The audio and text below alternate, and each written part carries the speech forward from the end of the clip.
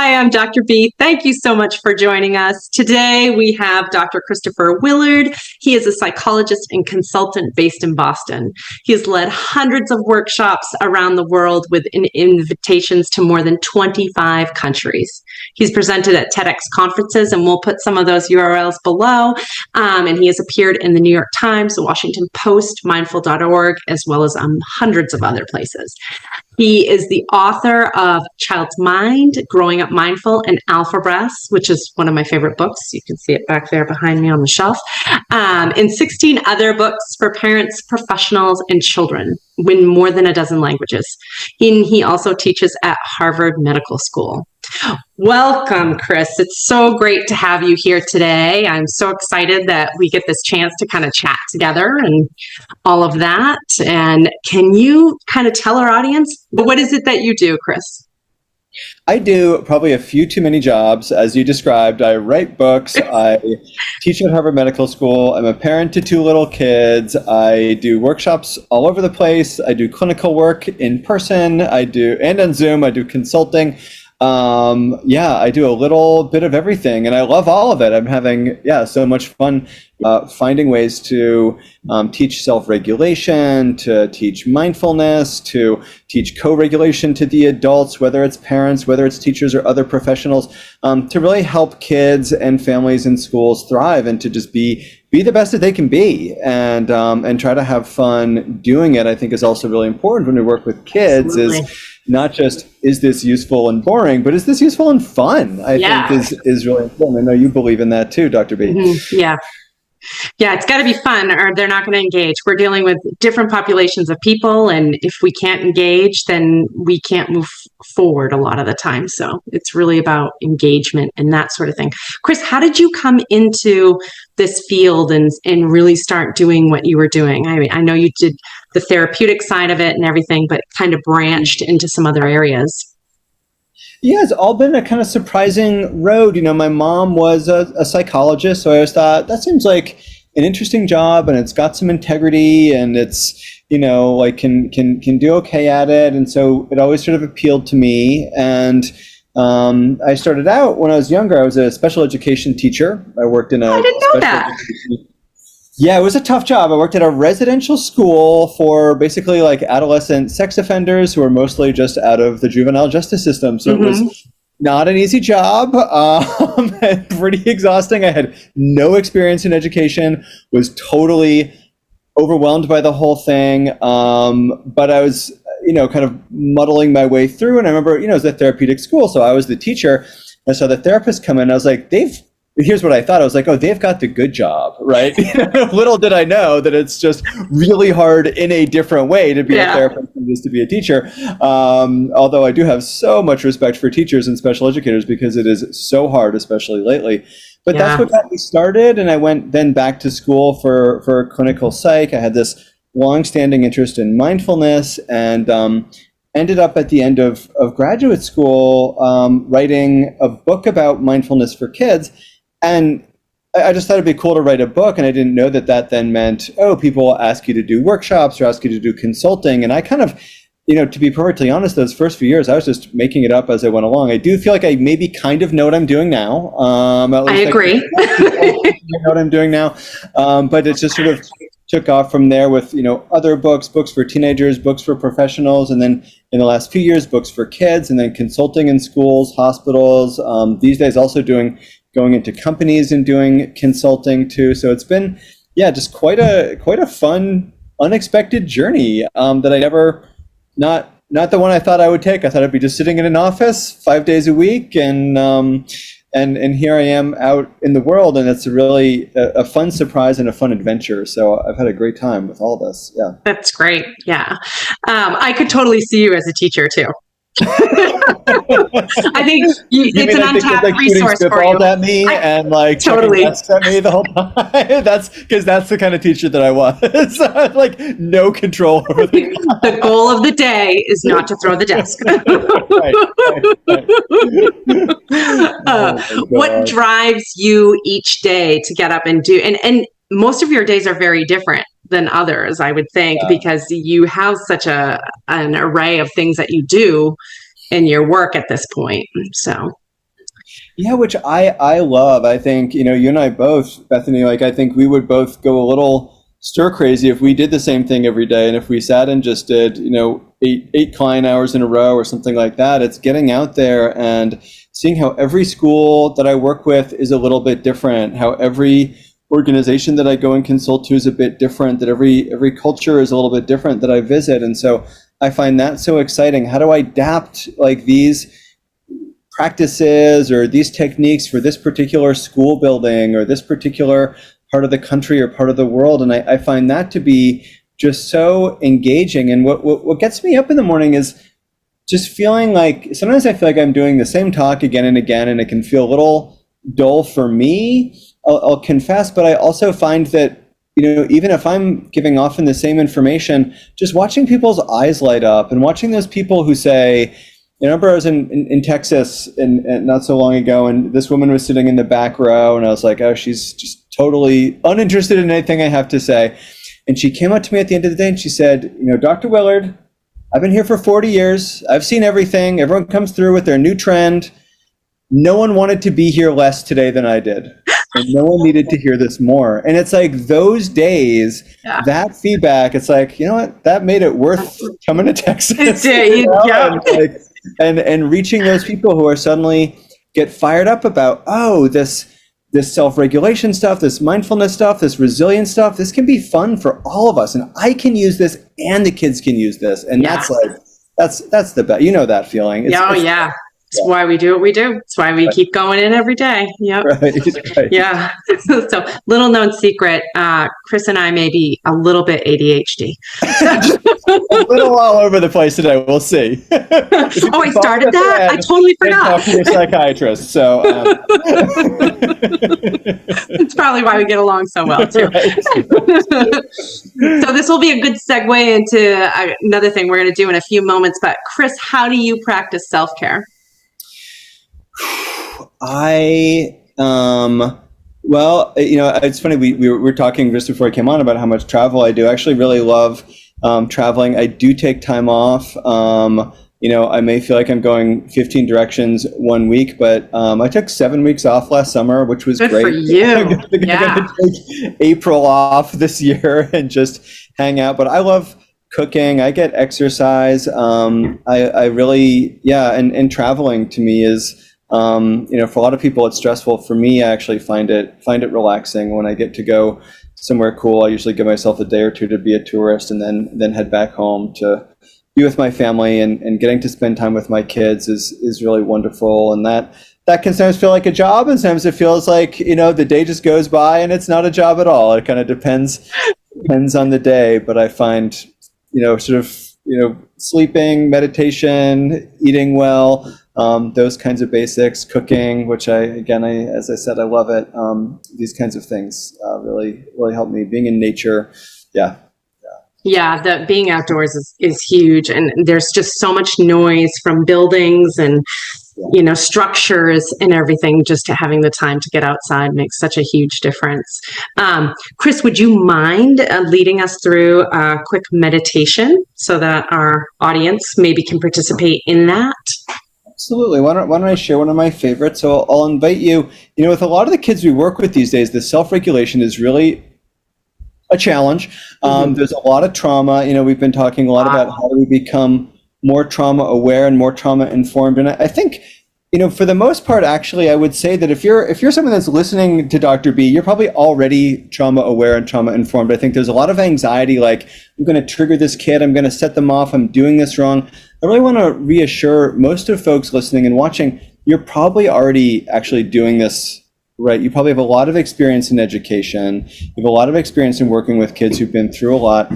And so I want you to be aware, but I don't want you to get so anxious about being trauma sensitive that you're not able to actually work with kids and challenge them toward growth. But I say all that because there's been sort of an emphasis in how do we make sure we're being trauma aware when it comes to practices like mindfulness. And so we want to give kids choice. For example, eyes can be open or closed. I'll offer you all this choice. Eyes can be open or closed. I'll invite you to find a comfortable posture. I think for me, I find it helps to sit up a little bit. You can stop anytime that you like.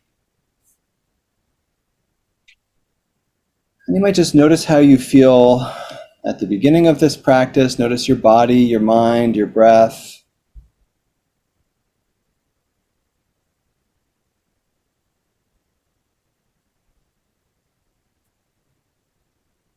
And then feeling that sense of uplift in your body, you might just imagine that you're a mountain, solid, still and confident.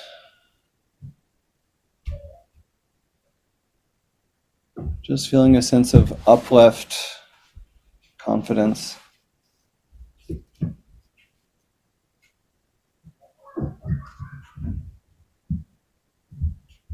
And you'll probably find pretty quickly your mind wanders. That's totally normal. Just nudge your attention back to this image or sensations of your body, sitting tall and confident like a mountain. Or you can bring your attention to your breath now, just feeling the rise and fall of each inhale and each exhale.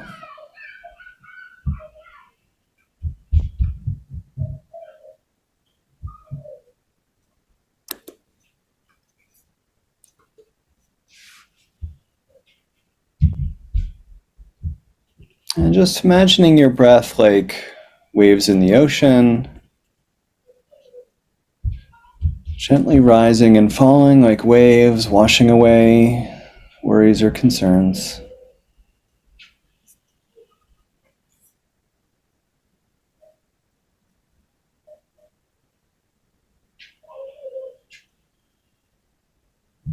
And just like the waves, some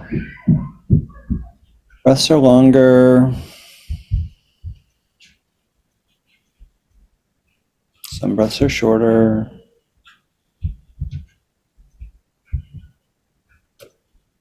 And just like waves, some breaths are smooth and some are rough.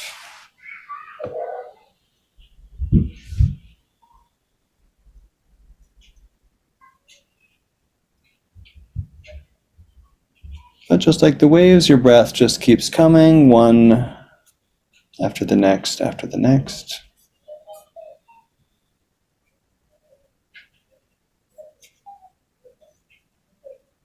Or you can just bring your awareness, your attention up to your mind, just seeing your mind open, vast like the sky.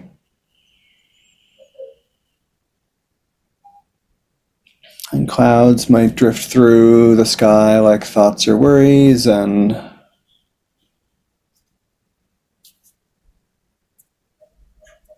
yet the sky is always there, with the sun shining just like your mind, behind the clouds, behind the thoughts.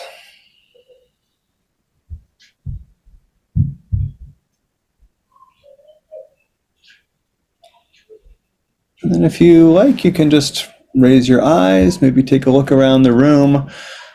Before you come back to the screen, maybe just looking into the distance in the room, noticing the colors or shapes, corners of the room as you come back to wherever you are in this time you're listening, place where you are.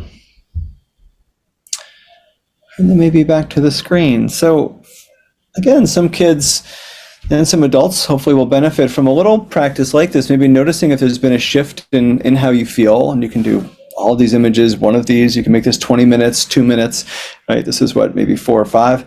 These kinds of practices though, right? We can cultivate a little bit more, right? Just like, going with the flow, with the waves, washing it away, or some confidence like the mountain. We then can kind of come out of the practice, take a bit of a look around the room to reorient ourselves if we got a little sleepy or dissociated or something, noticing where we are, that kind of thing, which is important, again, for kids that might get sleepy or dissociated or something like that. But these kinds of practices, they can be just really helpful for us as well as for those kiddos in our lives. And I like to say to teachers, wow, wouldn't it be nice if you could start your class feeling like this, or if the kids were feeling like this, or your therapy session or your OT session or whatever it might be, or for parents, oh my gosh, if your kids were like this occasionally, if you felt like this when you came in the door instead of totally overwhelmed. Exactly. So 5 minutes of calm will add so much more. to the day. And, Right. Yeah. and I have to say, like, I started meditating with my littlest when she was about 2 years old.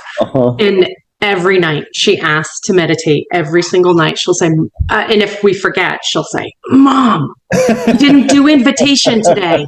Because when she was little, she always called it invitation instead of meditation.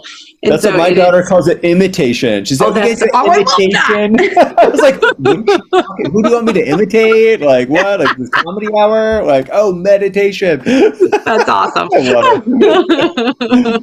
Yeah, so it's a huge difference, because she'll tell me oftentimes if we don't meditate that she has challenges with sleeping, and she's always had challenges with sleeping, but she'll say, if we do that, Mom, I can sleep so much easier. And so it's been a practice that we've used daily, and I think it's important for all of us in the household, but she absolutely needs it. I absolutely need it. So it's just if we could all take a few moments of calm to sit. Right. And for some kids, it's really tough because they have so many other things going on within their minds and everything else. It's painful to sit within those thoughts. So the guided meditation is oftentimes they welcome that, because they're not alone with their thoughts. Yeah.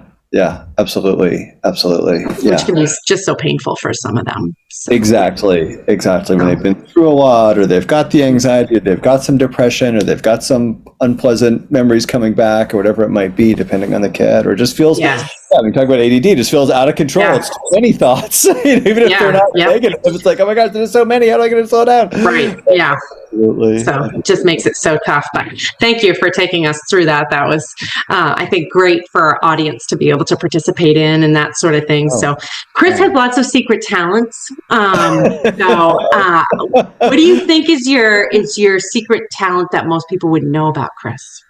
Oh my gosh. I do know how to juggle. I taught myself in middle school, just like, we're going to do this. So, taught myself to juggle. And now it's great as a dad, again, can impress my entertaining. My friends. So that's a little secret talent that I've got. I mentioned cooking, one of my favorite things to do. So some stuff like that. I love writing, of course, too. Yeah. I guess that's not so secret of a talent, since I've done that a lot, but those are a few of my secret talents, I'd say. Yeah. You feel like there's something that you failed at within your own career that has really kind of helped you formulate where you wanted to go, the direction that you wanted to take?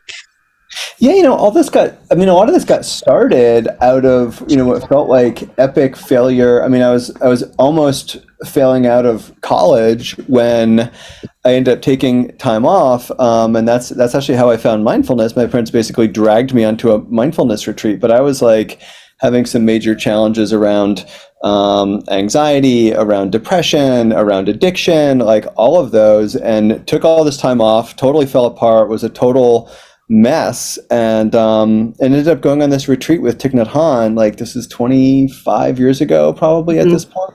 And it was totally transformative. And I felt better. I felt happier. I felt calmer. I felt more creative. I've been sober now for 22, 23 years. I should know that, but it's around that, which is kind of amazing to me. So I do feel like out of our dark moments, out of our failures, can come success. Just other, I got rejected from graduate school the first time that I applied. And it's actually funny, my mom went to the Harvard School of Education for graduate school. And so when I was that special education teacher and I was applying to different schools, I did apply to a master's degree there and got totally rejected. And yet it's always tough when your mom has gone there. Oh my gosh. Right. And then I got invited to speak there like a couple of years ago, and it was not long after my mom had died, and it was like, oh my gosh, like how amazingly full circle that I'm, back here where my mom went, where I was rejected, so you never know sort of the zigzags that our careers will go in. And just feeling, super lucky that I kind of stumbled into mindfulness at the right place at the right time. And I get to do all these things I love. Like we were saying before, it was like, I do so many things and I love all of them. And how do I cut back? So I think to me, the biggest challenge is how do I do less so I can relax a bit more, it is with my family. That life work balance is really tough. And you do a lot of work from your home. So that's got to be really challenging. I would imagine that's extremely challenging for you. How do you balance that? It is. You can probably hear right now some like realistic child screams. I love it. I'm glad it's not just my house. We had to lock the door before we came up here, and they're like banging. I'm like, you're not allowed in. Exactly.